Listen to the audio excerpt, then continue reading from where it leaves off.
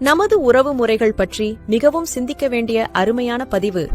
அண்ணன், தம்பி, அக்கா, தங்கை, சின்ன அண்ணன், பெரிய அண்ணன், சின்ன அக்கா, பெரிய அக்கா, சித்தப்பா, பெரியப்பா, அத்தை, மாமா, மச்சான், மச்சினி, அண்ணி, கொழுந்தனார், நாத்தனார், தாய்மாமன், சித்தப்பா பையன், சித்தப்பா பொண்ணு, பெரியப்பா பையன், பெரியப்பா பொண்ணு, அத்தை பையன், அத்தை பொண்ணு, மாமன் பொண்ணு, மாமன் பையன்.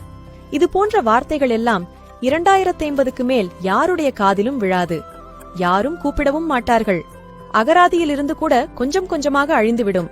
காரணம், ஒன்னே ஒன்னு, கண்ணே கண்ணு என்று ஒரே ஒரு குழந்தை மட்டும் போதும் என்று முடிவெடுக்க ஆரம்பித்ததுதான்.